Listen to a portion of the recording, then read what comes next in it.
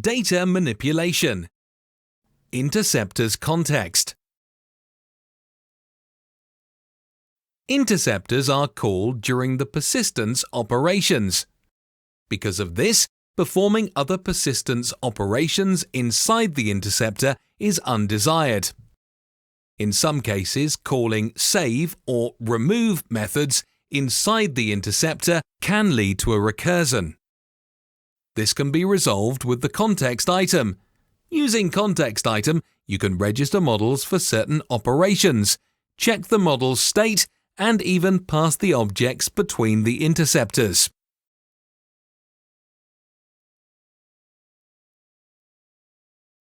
If you call model services save or delete method inside the interceptor chain, new chain will be started immediately. As the example, you can see the object A having reference to the object B. First, prepare interceptor of the object A is saving object B. This leads to new persistence operation that is happening immediately inside A's object interceptor chain. In some cases, that is fine, but not in every.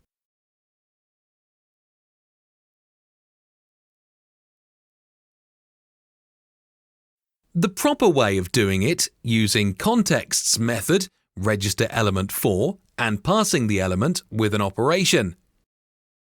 You can also retrieve a set of elements registered for the certain operation, or check if specific object is registered for given operation.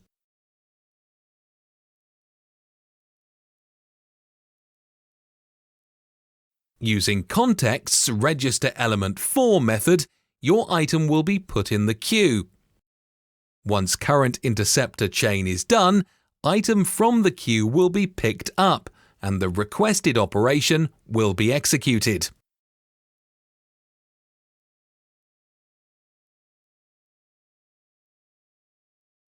Context has other helpful uses.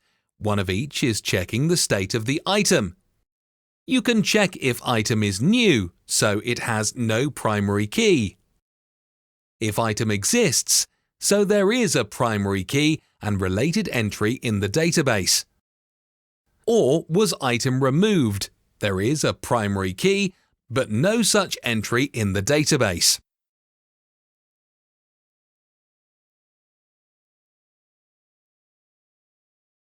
There are other helpful methods focused on the changes around the item.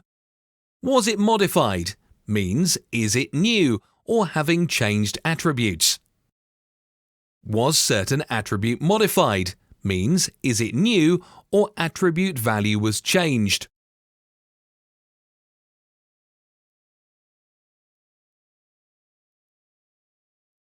Also, you can get the list of changed attributes that will return a map with attribute qualifier as a key and set of locals where the value was changed as a value.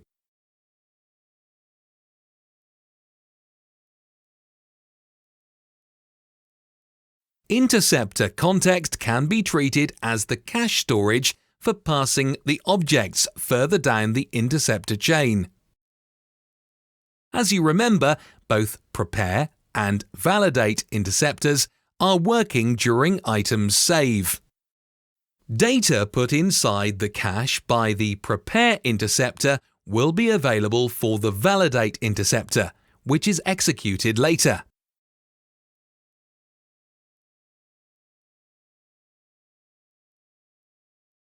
Sometimes you may want to disable the interceptors.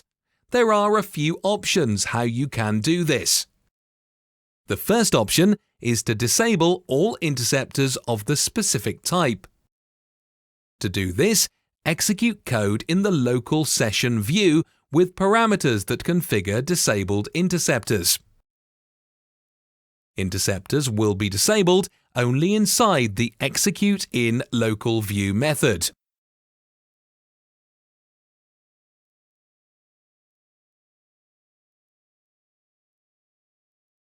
The second option is to disable interceptors by their Spring identifiers. This is done inside the local view as well.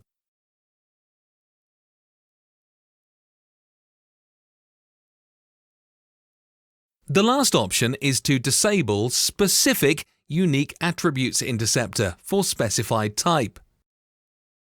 But note, if your database is having index or other limitations, persistence operation will still fail.